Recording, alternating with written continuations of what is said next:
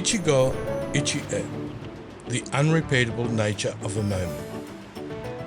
A reminder to be present and treasure each encounter, for it will never return. This is The Seventh Seat, a dinner inviting 6 strangers to unmask and share their stories. Good evening and welcome. Thanks. Can I get you something to drink to start? Just water, thank you. Take a seat, please. Ta.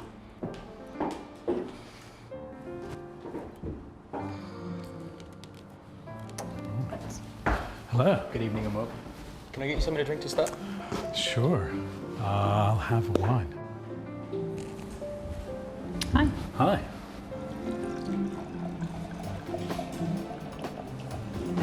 Thank you. No problem. I see the first names, but I'm wondering who everyone is. Yeah. Hello. Hello. Hello. Hello.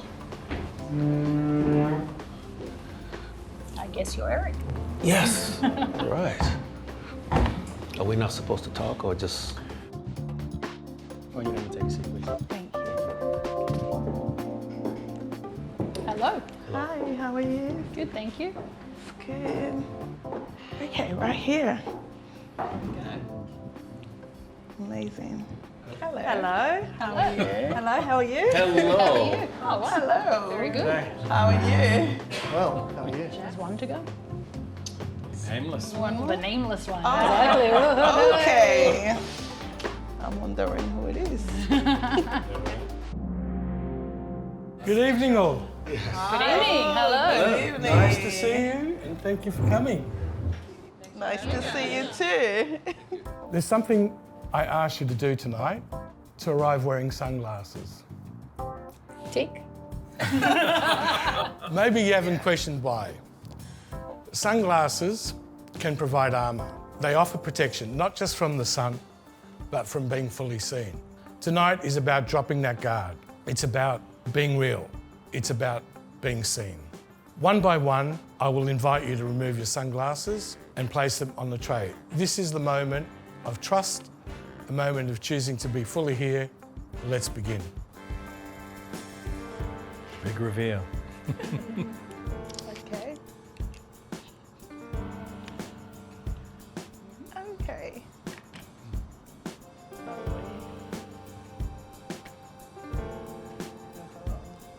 I trust you now. And the lucky last one.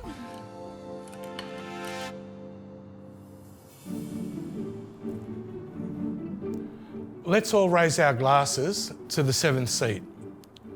Amongst us sit ordinary people, but with extraordinary stories. Tonight, we'll let those stories unfold. May we see each other fully. Cheers. Breaking bread together. I've got longer arms.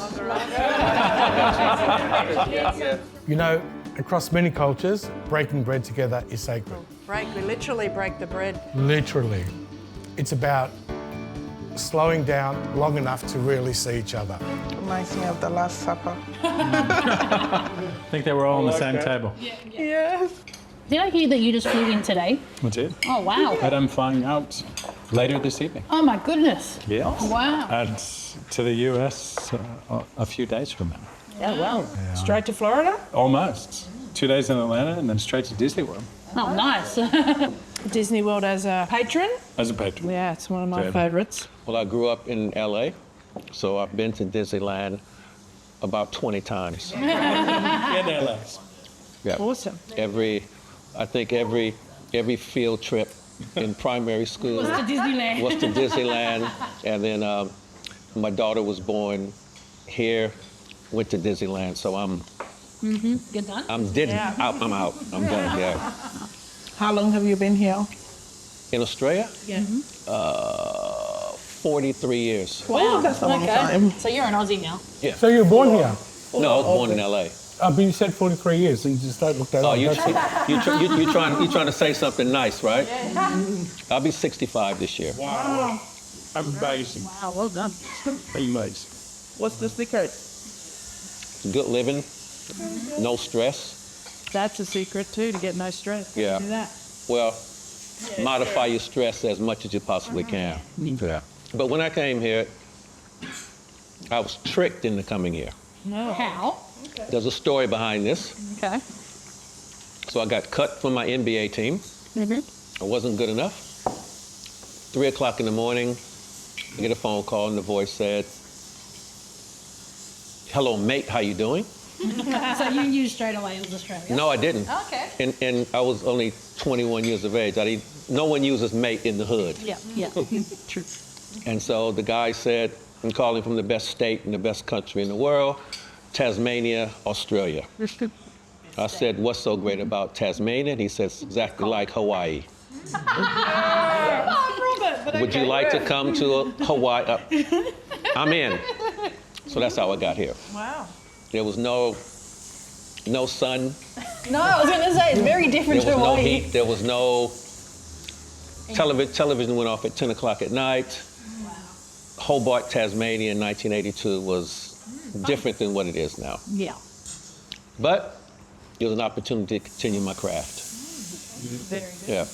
How long did you stay in Tasmania? 2 years. 2 years. Got yeah, out. that sounds about right. And then moved to the closest thing to Hawaii, which was Melbourne. Closest thing from Tasmania. You were doing well. Towards Hawaii. Exactly. And then so it was like, 8 or 9 years there, and then finally moved up and played with the Gold Coast Rollers. So I found my Hawaii Found at your the end. Hawaii. At There the you end. go. And never left. And what was your NBA team? Which one were you on? So I was a free agent with the Portland Trail Blazers. And unfortunately, I just wasn't good enough, and that's life. Wow. You will always be able to say you were a professional athlete. Hey, you're missing something. Still. Global professional athlete. I'm global. That's right. When I walk around the hood, of LA and I said, don't forget, I'm an international star. What's better than NBA being international? You agree with that? Absolutely. Known the world over as a basketball player. I'll take that. And they're all dreaming of Hobart, but you made it. So you got that over all of them, Eric. Go on, Tassie. And I was a pioneer. Yeah. First import in Hobart to start the NBL. 1982, yeah. So did that come with a lot of, I guess, responsibility to bring something super special to the team? Like, did you have any knowledge on what the Hobart team was, where it was at, who was on it? You're not listening. You're not listening to me, my brother. I know you're trying, right? His swagger was enough coming That from was the hood. it. They said, come here and help us make the playoffs, finals in the first year. Okay, so that was the goal. But they didn't surround me with talent. They just So it was a surround me. one-man team. Let me look, I'm in my first game. The coach is smoking a cigarette. You remember back then? I remember. 82, of course. They were smoking cigarettes. It was the ghetto. No, it was what they did. That was like the norm. It was the norm. Like everybody worked. They had 9 to 5 jobs. Training was twice a week. Hobby. It was a hobby. The imports for us, it was like supposed to be a stepping stone to professionalism, but it was a hobby. And in the first year, we won 2 games. We were 2-26 or something like that. Oh, wow. Yeah. And I remember the owners of the team saying, you know, you've got 1 foot in Australia and the next one in Hawaii. So if you don't improve your game, you're on a plane. Oh, wow. Okay. Heavy threats. Only thing I can do is be the best version of myself. And try to improve on every aspect of the game, hopefully bring other teammates with me. But it was hard. And my goal after first year was to show my talent and find another team that could use me in a better way. And that's what I did. Ended up going and playing with Andrew Gaze in the Melbourne And his Tigers. dad? Yeah, and Lindsay, yeah. Yep. Played with both of them. You did well because you're here now. Yep. Beautiful. So who are you passing the baton to? Who do you want to know about? Well, I would like Natalie to tell her story because I know her story, and we're in the same industry as well. Oh, wow. Well, Eric passed the ball to me. I'll take it and run with it. I'll run with it, but that would be called travel. That would But if I bounce it, I'll be okay. Yeah. I genuinely have a love for every sport. I played every sport as a kid. I was born in Townsville, which is, they have they did have, no, Cairns had the You had the taipans and the You had the Townsville had the crocodiles. crocs. Yeah. And skateboarding, BMX, taekwondo, a sport called Vigoro. Anybody heard of Vigoro? No, what is Never that? heard that before. So back in the day, Yeah. because we're the similar like vintage. What went wrong with me? Like, can I get a little bit of whatever you guys are on? Magic Yeah. sparkle. I'm representing the over 60s tonight. I'm over 50, so we're Oh, there. well, listen, I'm sort of like feeling like I'm over 80 watching you two. But Vigoro is a form of cricket because the girls weren't allowed to play cricket. And my dad played semi-professional football for Crystal Palace. He's from England. And cricket. Yeah, so I was playing soccer and I was playing cricket with him in the backyard, and then when I wanted to try cricket, I wasn't allowed. So there was a sport called Vigoro.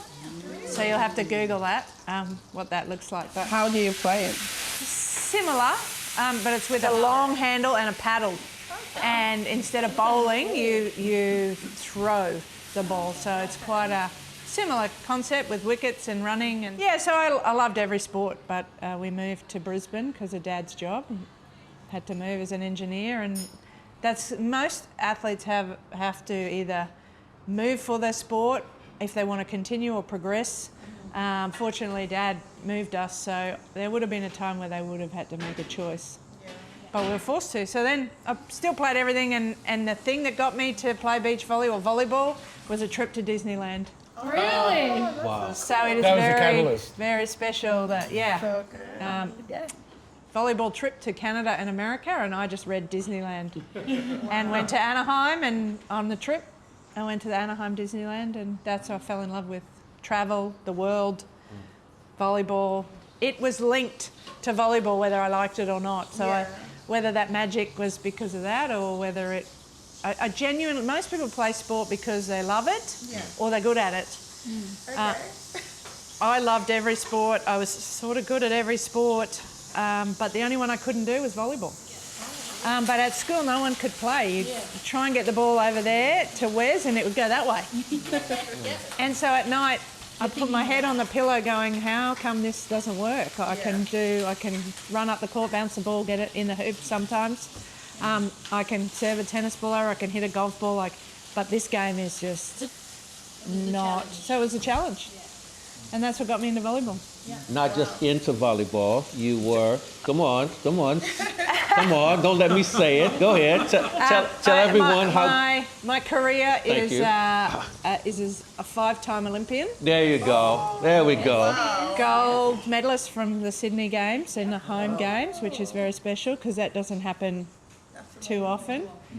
And a bronze medal in Atlanta, Oh, very Georgia. nice. My first 1996. There you Olympics go. in I was 1996. there. Yeah. And that was the first time beach volleyball was in the game. So I was at the right time pioneering our sport. Yeah. But it's been my life, like Eric, is professional global athlete. We have to add the global. And also global speakers. Global speaker, yes. Okay, so I'm going to Who are you spike passing it. the- oh. I'm going to spike the ball to you, Evette. Not me. There you go. I was just about to ask. Well, I came to Australia when I was 15 and chopped off at Toowoomba, Queensland. I loved it. The weather was a bit weird. It was too cold. It's just like Melbourne, but it was good. It was exciting. Then I moved to Melbourne, where I now live. Yeah, the Hawaii. Yes, Hawaii. Yes, so I would say almost 4 years ago. Okay. Divorced. Decided to follow my dreams. So I started a business, like a restaurant. Then from there, I attempted to break the Guinness World Records. Yeah. Four, can you guess? No, tell us. The amount of Brussels sprouts you eat. The longest cooking time by an individual. Wow. Yeah, so I okay. cooked for 6 days. Oh my God. 6 days straight. How No many people sleeping. did you feed? Everyone in Melbourne, anyone that could come. Wow. Yeah, so people were just coming like 24 hours, taking food. I made an I can't do announcement. 2 hours, let alone 6 days. I was just thinking, you know, when I get on a plane and I just go to Europe and like take the shortest trip, you know, like it's about 24 hours. Sometimes you can get a really good one that gets you in there around about the 20 hours. And I'm like, are we there yet? Yeah. And and you stood for 6 hours. 6 days. 6 days. Sorry, 6 So what's the record then? 24 hours. Yeah, so it's 24 Guinness. hours, 6 days. Yes. So what was the record you were trying to break? Oh, I was trying to break the record by Alan Fisher in Japan. So he did 120 hours. I did 140 hours. Wow. Yeah. So Which what is made good. you choose that though? Oh, that's a story to tell. Yes. So I was in a relationship, married, and I was not allowed to pursue my dreams or achieve my dreams. So when I divorced, that's the first thing I wanted to do. I just wanted to go. So I just dive into it. Then I started, because my passion is food. So I'm a chef, I cook. So I just wanted to do that. So when I started, it was cool. Then I saw someone online did the cooking marathon.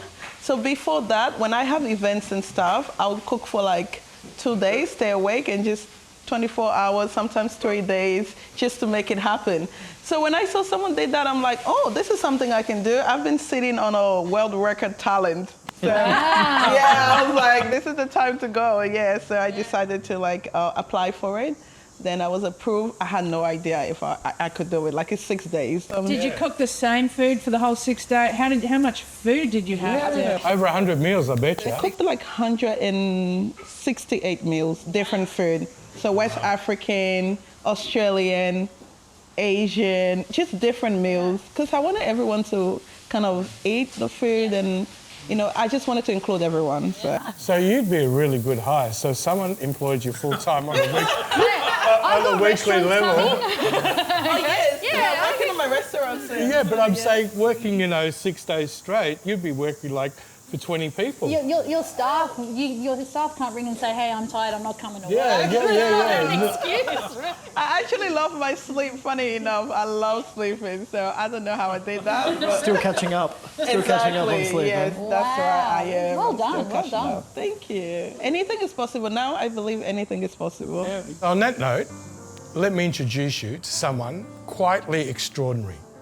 John is here tonight, not to impress, not to chase glory, but simply to cook for friends. Tonight, he cooks just for us. Wow. Johnny.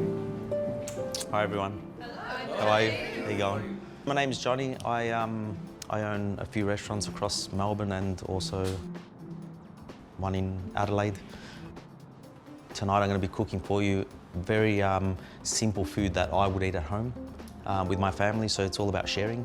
Tonight the entree is going to be beef carpaccio with just some cornichons over the top, and I've made a beautiful mustard mayo and some beautiful fresh prawns with induja butter over the top. That's awesome, Johnny. Nice, thank you. Thank you so much. I think that resonated with you, Melanie, a lot. Being a fellow Italian, I understand Yeah, I what was it's all thinking, about. yeah.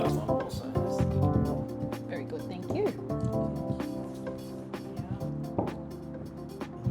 There you go. What does that induja mean? Induja is a salami spread. Yeah. Yes.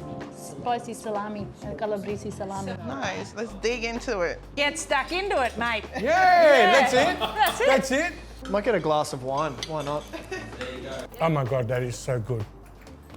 It is, isn't it? That is so good. Yep. Very good. So how long did you sleep after the 140 hours? I slept for 3 days. 3 days. I did. Funny enough, when I finished, I couldn't sleep on that actual day. Yeah, the adrenaline was still pumping, I'm assuming. Yeah, it's funny because I was tired. Then as soon as I stopped, I couldn't sleep anymore. Yeah. And I think that was the reason why I trained my body to learn to stay awake. Yeah. Because I felt like if it gets used to sleeping, then I'm gonna be in trouble. Yeah, yeah, Yeah. This is good. yeah.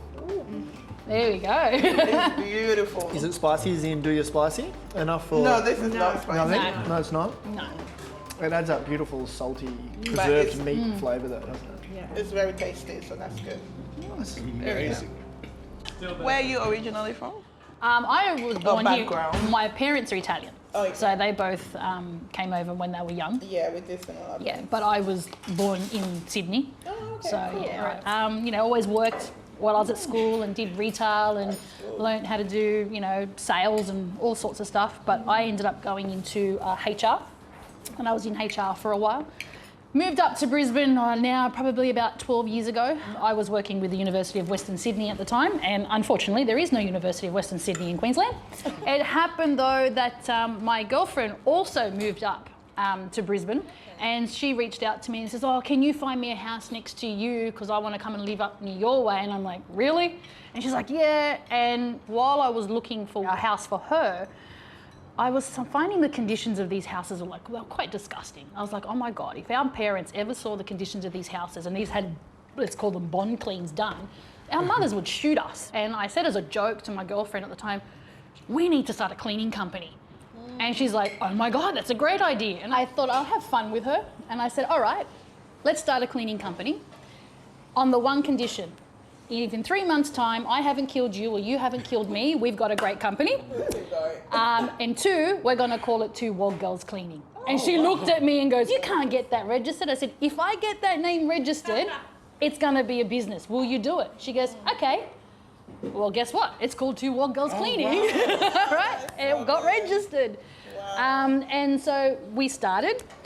Within 1 month, we had so many clients that were referred to us that we had to hire staff. Wow. So I looked at her and I went, do we do this or not? And she goes, yep. I went, all right, but this is how it's got to roll. I said, I've been in business. I know how this works. You know, you live and breathe your job. You don't have an option just to turn off after 5 o'clock and think, you know, I'll go and deal with that tomorrow. She actually got pregnant and decided she had to stay home and look after the little one. And I went, well, how do I do this? Do I do this on my own? Do I do this with you? Anyway, so she goes, no, look, I'm backing away. This is all yours. Did you change the name to 1 Wog Girl? No, I left it to 2 Wog Girls, but I have an honorary Wog Girl, right? Yeah, and he's my GM, so he goes out in the tutu, is what I say. But from starting 2 Wog Girls, it's been a bit of a ride because obviously that has grown into a lot of other things. We've diversified and gone into things like home care services. So we do a lot of work with the elderly and respite. We do a lot of basically helping people stay at home who can't look after themselves, and may that be people with mental health or disability, may that be aged care. But we've gone into, I've developed my own cleaning range as well. But at the end of the day, everything I do within the companies or companies is look at what I'm doing and how can it be done better? Can it be done more efficiently, effectively, and better? That's the outcome of it all. So I'm going to spike it over to Jack. Yeah, now we know. Now you know you got to let the bee out. Let the bee out. Make it a beeline for Jack. Well, at the age of 18, I was struggling to understand after finishing school here in Brisbane what I could do with my life. I was not the most studious young man, but I had a desire to entertain these thoughts of what could be next. I looked to friends of my older sibling, my older brother, who's 4 years my older. And one of his friends who had travelled the world quite extensively said to me, you should go and work in the US. The US is an amazingly open place. People have an ability to show you what the world is capable of, and go and work in a summer camp. Go and work with kids over in the US. Go and learn what the world has to offer, but just get out of Australia. So I went over and worked at a summer camp, and at that summer camp in the desert of California, I met a great group of people who really did open my eyes to the breadth of generosity that the world could offer. Being a sheltered city kid from Australia, for 18 years, this was kind of like my pathway into what the world had to offer. And through that time, 2 summers in California, I recall one really important thing that shaped who I am today, which was driving through the cornfields of California. Wow. Through the grids of cornfields. We would, with a bus full of camp counsellors, go from LA out to Fresno. It was a 2 or 3 hour trip. And we would land in this area that was literally corn as as high as you could reach, even further, and it was 30 to 40 minutes of cornfields. And I thought, why are there so many cornfields here? What is this? Little did I know that was the centre of industrialised agriculture for corn production. Right. And what does corn produce? When you take the corn cob, it gets distilled down into high fructose corn syrup. And high fructose corn syrup is one of the world's biggest problems from a health aspect perspective. So little did I know at the age of 18 I was being surrounded by the world's agricultural problems. And through that I actually discovered that we as Australians have a very heavy disconnect between where our food comes from and how it lands on our plate. That's true. Yeah. So upon returning in 2012 or 2011, I felt a disconnect between my homeland and what I could offer. I was trying to find this balance. Yeah. I landed on the topic of bees, and bees ended up being the conduit for me as an individual to learn the importance of the cycle of food, from planting a seed to harvesting a crop. Because bees contribute to 1/3 of our global food supply through pollination, and here in Australia actually 65% of agriculture depends on bee pollination. Wow, that high? Yeah, that high. So, Wow. So I started a business here in Brisbane, really targeting local businesses that I could work with to get that message out there. And I went and rescued a local bee swarm from the base of a mountain here in Brisbane, and that one bee swarm ended up being with me for my first 8 years of beekeeping. That is amazing. How long have you been doing it for? 13 years, so Wow. since 2012. Well done. Started off with one beehive in my mum's backyard, which then ended up on the council-owned plot next door to her home, which then ended up with 5 beehives on the council plot. Yeah. Wow. So thank you, Brisbane City Council, Yeah. for allowing me free rent for about a year. We put bees on skyscrapers 50 stories high. We put beehives on land banks. So we produce around 25 tonnes of honey a year through our beehives. And we manage around 45 tonne of honey through our facility. And we try to promote local produce. So honey that's made nearby to where you reside. And by doing so, we can help, I guess, educate people on the importance of why growing food locally, not just in your backyard, but really here in Australia is important. And bees are a bit of a barometer for our environment. Yeah. They say that they are the thing that gives us a true understanding of how healthy our ecosystems are, because they are such tight local foragers. They fly for around 5 kilometres from their hive, and they tell a true story. But native bees here in Australia contribute to a large swath of that pollination effort as well. And you don't deal with the native? We do. We put them into kindergartens, we take them to aged care homes, we put them at the front door of buildings where... Because they don't sting, do they? They don't. They bite. Yeah, but they don't sting. Yeah, that's The right. social native bees. Close enough. Yeah, so Semantics. semantics, yeah, if you get bees you can get native bees stuck in your ears, and if you've got hair, which, you know... Which we I don't. once upon- Which we don't. Yeah, they get caught in the hair and they get tangled, and it's hard to survive them, so to speak. Look, Yeah. the stories so far have just been incredible. I mean, you know, from bees to Balls. To balls. To balls. to gold mining businesses. Actually, you're in all the metal businesses, by the way, Natalie. yeah. You're into bronze. Non-profitable boom. No, you're into Non-profitable bronze, boom. silver, and gold. And gold. So you've got the whole commodities market covered. Taken, yeah. And where's, 54,000 hospitality businesses. You're it. You're the front. You're the face of it. He's like a parent that you don't love one child more than the other. But You he's love got them all 56,000. So I have to go way, way, way back into the beginning. When I was 14 years old, I faked an ID so that I could work in a Wendy's fast food restaurant. Awesome. Now, little did I know that was going to turn into a lifetime of in and out of hospitality. Wow. I did various things after that in high school and in uni, but couldn't decide if I wanted to be a doctor or in business. So my young aspirations was to be a doctor, but I didn't do so well in some weed out courses in the US. So I actually volunteered and joined the army and was a combat medic. and was immediately stationed in Germany. And I volunteered to be a UN peacekeeper. And so I was a UN peacekeeper in Macedonia. Subsequently, I decided I did not want to be a doctor. All of the military doctors told me how they hated it. And went back to uni, studied finance. And then was an investment banker in restaurant capital. So I learned everything there was about the back of house, like the financials of hospitality. And I took a weekend job as the back door guy of a nightclub.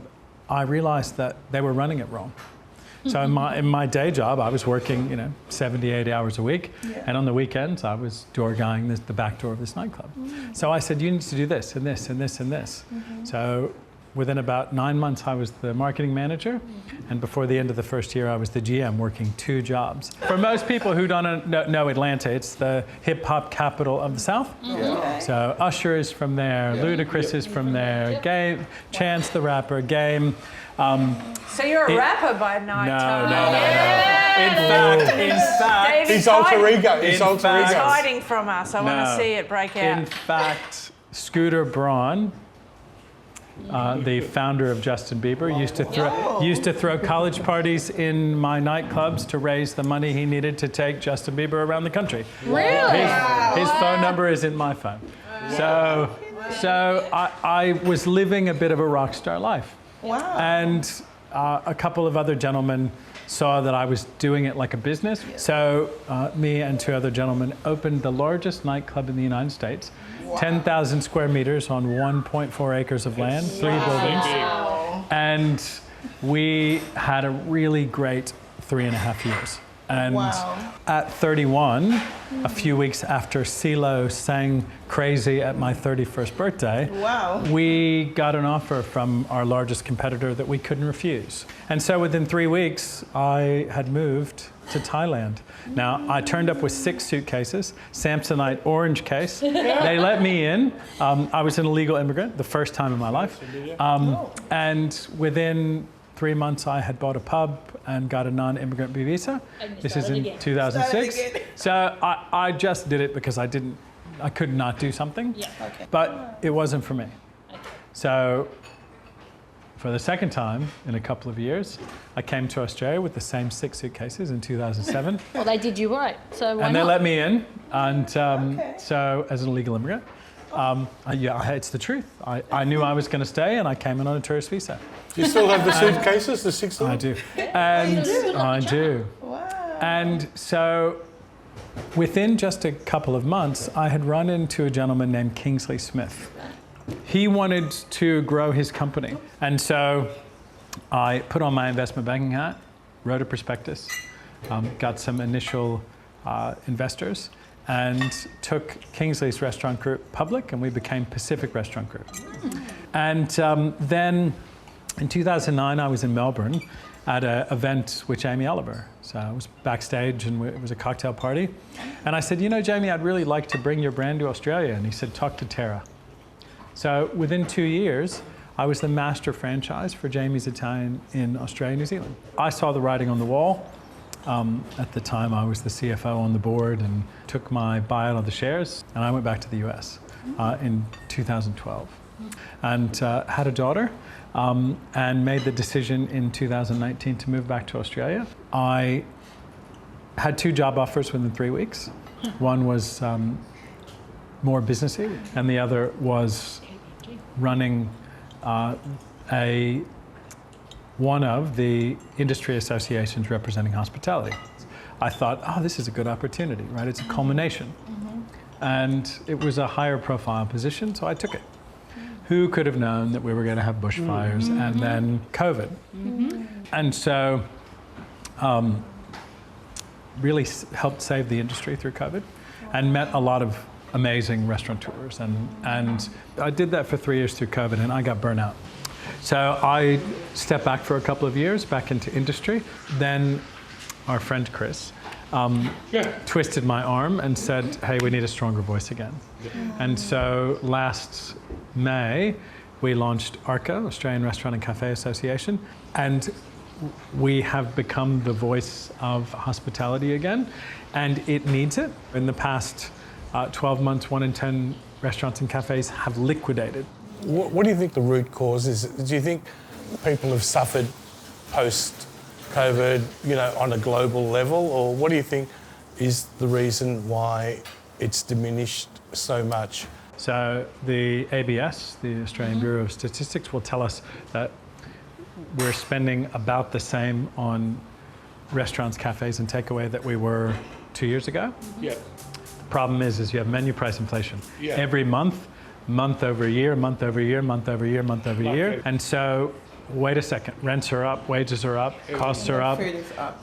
Most restaurateurs are breaking even or making very little profit, or they bought themselves a job. Up until you got involved, I mean, the voice for the hospitality industry wasn't there. Well, I'm loud about it. They do say that silent people, are the ones to watch out for, or the smartest, or whatever. But ultimately, when it comes to politics, politicians get paid to debate. Yeah. They want to talk. They want you to talk to them. Yeah.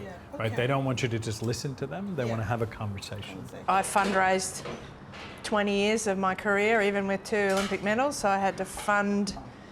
I call myself a professional beggar. You need to teach me. And to Wes's point, the louder you are with the opportunity to debate and to ask, and so now I spend my time advocating for all the athletes training that are too exhausted to debate, so that their green and gold jerseys can be paid for, because they have to buy their own. I'm in that space now of speaking loudly for the people that don't have the voice. So You are doing brilliant work, I've heard, Nat. yeah, well, I was part of the bid group that won the games during COVID. Never been done before, and on Zoom.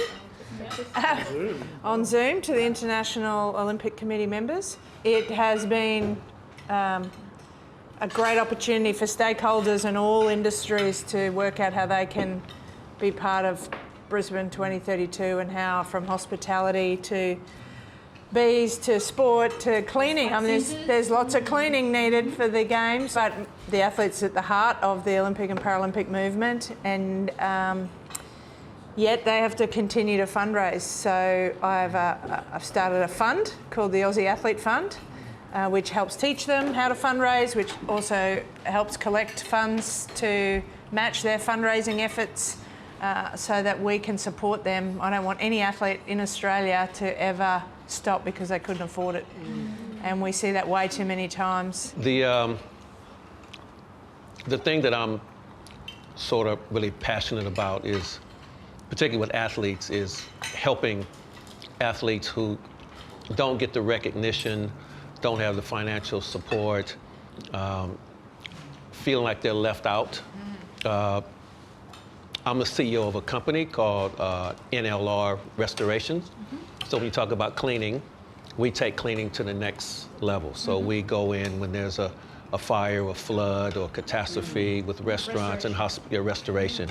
So one of the things that I do as CEO is I look for opportunities to help causes, charities, community groups. So that's something that we would look at, maybe trying to help fund or help you with that. Amazing. So that would be good. How'd you get into that? Uh-oh, here we go. Hey! Here we go. All right, so 2020, everybody's been talking about COVID. So 2020, I was sailing along, and then of course, in our world, motivational speaking, can't travel, can't talk in front of audiences. Everything was basically, had to be on Zoom. I'm not a Zoom speaker. I'm a in your face, Stage guy. let's get to work. So I was basically unemployed, at home, and then of course that year, what happened 2020, a 37-year-old marriage was Finito. Lost my house, lost my beautiful Chrysler, the Batmobile. It was spectacular. Oh no. How did you lose that? You let that go? Well, it was a hailstorm. Okay. That's how I let it go. It was a hailstorm. It was a hailstorm, and so I basically had to start over. And of course, the doctor said that I also needed a knee replacement as well. Wow. All that happened in the same span. And of course, what did I have to do? I had to recalibrate, had to refresh, starting all over. So hence my motto or my theme was, life after 60 will be the best. No. So that was the Good on you. I started doing just workshops, just one-on-one, working with CEOs, boardroom. I gave up on trying to be in the stages because that wasn't happening. And in 2024, a friend of mine said to me, I've got this company, we're looking for someone to come and do some workshops. I said yes, and then 3 months later, he said, how would you like to be the CEO of my entire group? And take our company from 7 million to 30 million, that's what we need you to do. Ooh. Wow. Did you do it? I'm doing it now, girl. That's what I'm doing now. Yeah. Don't get it twisted, I'm doing it now. Check that. Now, there have been a few divorce comments. Yeah. So what I would say is at the start of COVID, I met the woman of my dreams. Ooh. And as a 46-year-old man and a almost 39-year-old's partner, we have had 3 children in 4 years. Wow. So that is a lesson that I think everybody should take from I guess, the lows of life, is that it doesn't matter what age you are, doesn't matter what your circumstances are, we all have the bounce back ability. That's true. To pick ourselves up from situations that we didn't think that were going to happen and grow in them and keep moving forward. That's right. There's plenty here. A free jar of honey to anyone who eats any part of a head. I'm African. We eat the head all the time, so that's not gonna work. The head is the best part, actually. Yeah. What about the eyes? The brain?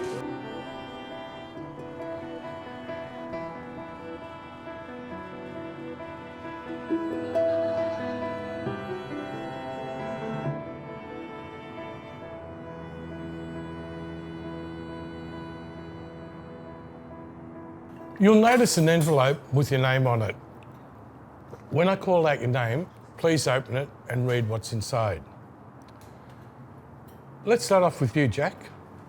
Drum roll, please.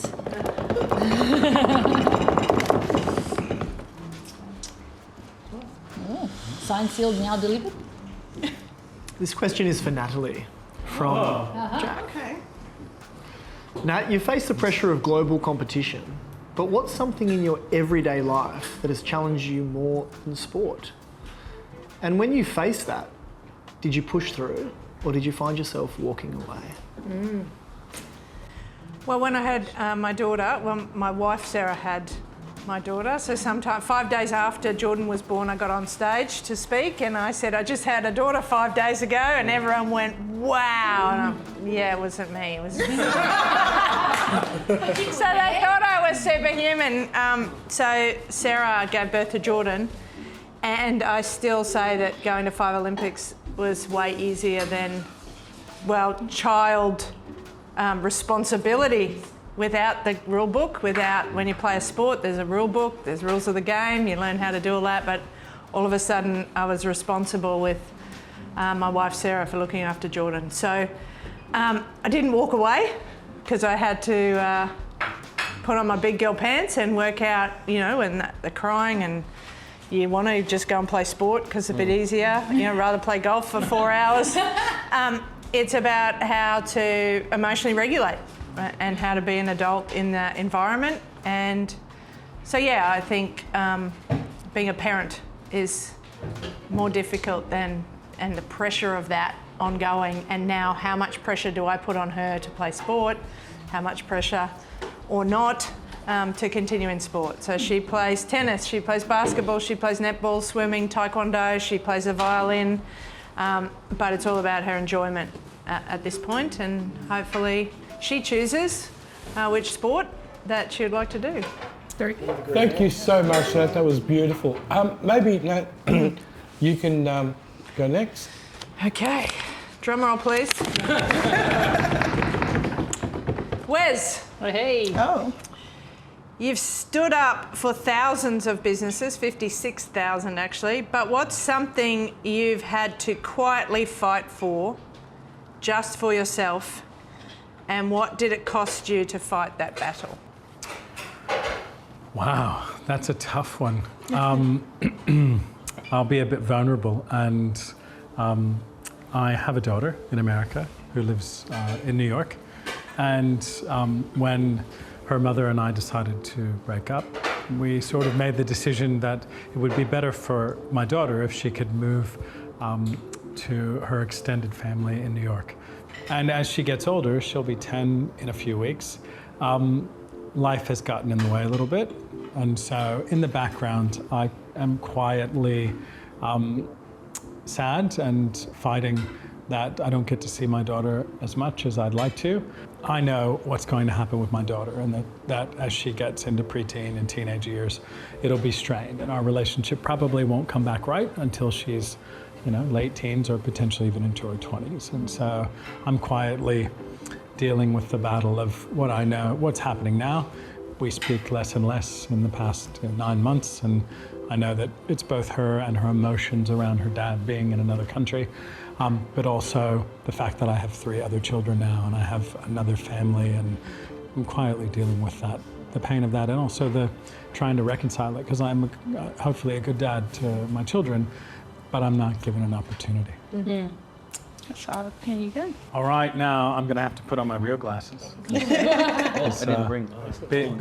You can have mine. Don't worry. Same. I'll pass them over. All right, Evette. Oh, it's me. You've shown incredible endurance in the kitchen, 6 days.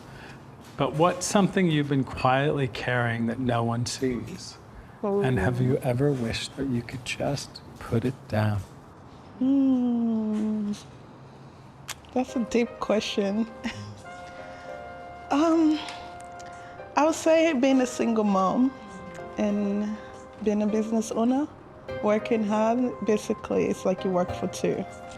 So not being there for my son as much as I would like to. Every time I come home and he tells me, Mommy, are you gonna leave? Are you going to work again? Can you stay a little bit? I think that kind of hits me a lot. And knowing that I have to work so much just to provide, just to, achieve my dreams, and also for both of us, so that I always say to him, Mommy is working really hard now so that tomorrow we can do everything that we want to do and we can just be together as much as we want.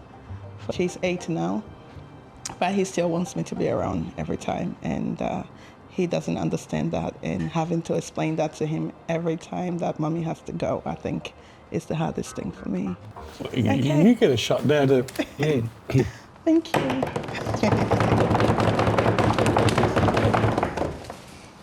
Okay, Eric. Yes. Yes. Okay, you have spent years on stage motivating others, but what's something you still find hard to believe about yourself? And when was the last time you wrestled with that? I sort of wrestle with it every day. I was adopted as a child. My biological parents didn't want me. I was told that I would never walk, I would never run, I'd never play sport. And at the age of 3, 2 total strangers walked into a facility and adopted me. And that sort of got me out of that funk in my life. And in 1995, when I decided to be a professional speaker, I flew to Sydney, where the experts are, the agencies, and I sat down with one of the owners of the agency, and she said to me, "You haven't won a gold medal, you haven't played in the NBA, you don't have a college degree, you have a funny accent, you're too tall, and you're a Negro. So I won't be able to represent you because Australians won't pay to hear you speak." So every day when I open my emails and I have maybe some rejections from some agencies or some people saying, "We don't want you," I have to struggle with, am I worthy, am I good enough? But immediately I go to What have you done since that day? You've been to 13 countries, you've spoken to over 4.5 million people, and this year I was voted Australian Motivational Speaker of the Year 2025. Well done. There you go. And So- we're only halfway through. That's right. That's right. So for me, it's realizing that no one can take away your dream. You have to believe deeply in what you are and what you say you want to do. And that comes back to what I was talking about before, passion and purpose. Yeah, absolutely. Amazing. Hopefully you've enjoyed dinner so far. Yes, so it's been amazing. Thank you. So I call this the 2-minute tiramisu because it actually has taken me 5 minutes to make. So hopefully you enjoy it because Ah, very good. it was just spontaneous.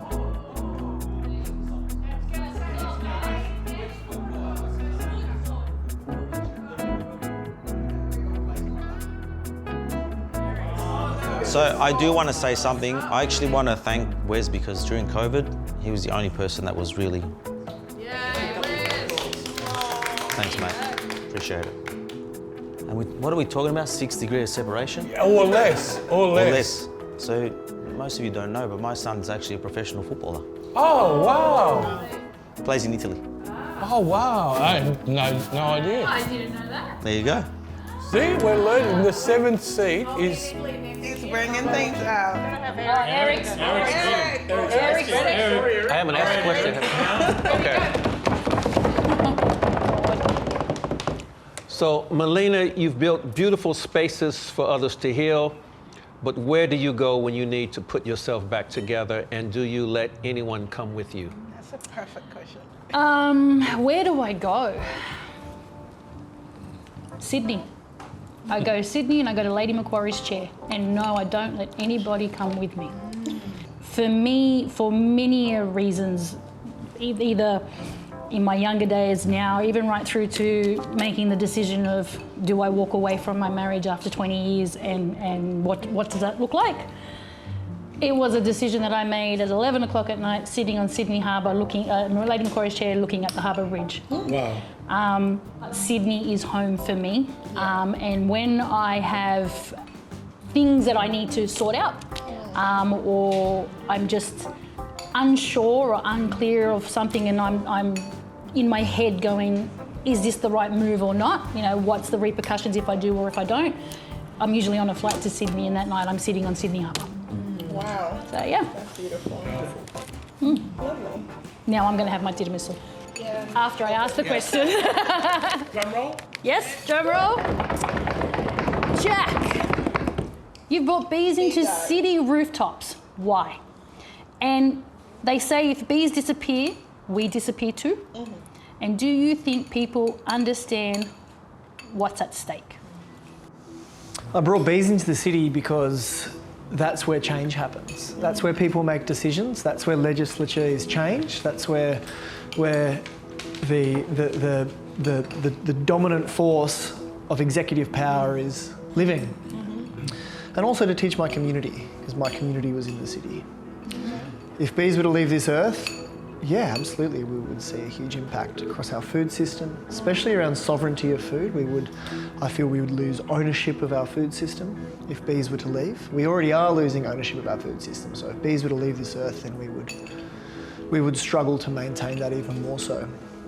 And I think we all have an idea of what role bees play, whether you're 3 years old or 100 years old. But there's not a lot of difference in our understanding between those age gaps. Mm. Everyone has an understanding, but we don't fully comprehend the severity Of what would happen. Of what would happen if we were to lose bees. Yep. And that speaks for all levels of ecosystems and ecology. It's just like, so if we were to lose the ants, what would we lose? If we were to lose the birds, if we were to lose any part of nature, I think we're just so disconnected at this time. And for me, without bees, we have no food. And without food, we have no restaurants. And without restaurants, we have no sharing of place and purpose, which is kind of what we're all here doing tonight and what drew me here. When bread is broken and meals are shared and we become relaxed, we become open, we become vulnerable, and so much happens over a table. But if we don't have that table to share those experiences and that knowledge, then who really knows where we're going to be led? That was one of the reasons why I was really excited about this, is because in my season of life, you know, over 60, you know, I was hoping that whatever happens here, people over 60 can see that just because you've hit 60, life is over. You know, you're obsolete. For me, getting to 60 and now over 60 is like a rebirth. It's like a new phase in life. And I think anyone who's watching this can see all of our stories and feel our emotion and our exuberance for life, gives them a sense of, you know what, it's only just starting. You know, let's take this thing and let's do something with our lives. 60 is the new 40. That's right. And with an Olympics and Paralympics coming to this city, it's not just the athletes that are dreaming big, right? It's how do we make the impact? Yeah, supply, yeah. How do we make an impact at a, you know, how do we cross-pollinate ideas? How do we welcome people in from the world? We need more tourists. We need more international visitors. The mascot should be the bee. Oh, well, there you go. The bee, Brisbane bee. There you go, Jack. We need some bumper stickers that say, I love bees. I love bees, but if you see me running... If there's one thing I hope you carry with you from tonight, it's this. The people sitting next to you, walking past you, standing quietly behind you in life, they're never just ordinary people. There are giants amongst us, and maybe the most beautiful thing we can do is totally see them. This is the 7th seat, and this was our moment. Cheers to the 7th seat. Cheers, 7th seat.